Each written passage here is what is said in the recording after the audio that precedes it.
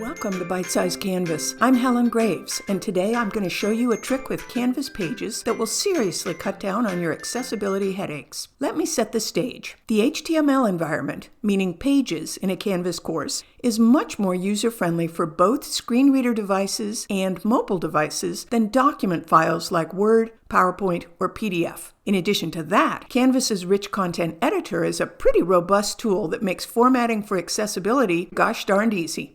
Remediating files to make them accessible is not something many instructors know how to do. It can be cumbersome to the point of making one's head explode, and files are not the best method of content presentation, which is why we strongly, and I do mean strongly, encourage instructors to take their content out of external files and paste it onto Canvas pages. You may be thinking, well, I don't want to mess with that. I'll just make my Word, PowerPoint, and PDF files accessible. There are tools to help you do that, but frequently it's not as simple as it sounds. PDFs in particular are a PIA to remediate fully. And since you have to spend time making the content accessible one way or the other, why not just do it in the most advantageous way? A little historical side note. In the not-too-distant past, instructors were often told to turn their Word and PowerPoint files into PDFs, so students without access to Microsoft Office could open the files. Somehow, many misinterpreted this to mean that saving a file in PDF format automatically made it accessible. Sadly, such is not the case. A PDF will only be as accessible as the original source document.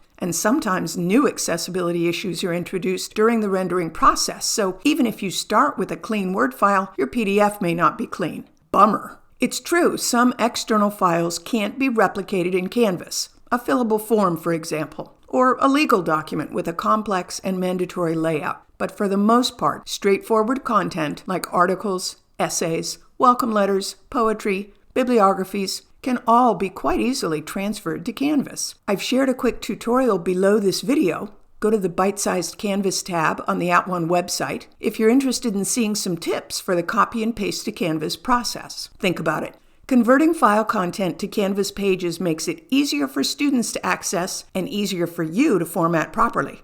What's not to love here? Alrighty, until next time, this is Helen wishing you a Canvalicious day.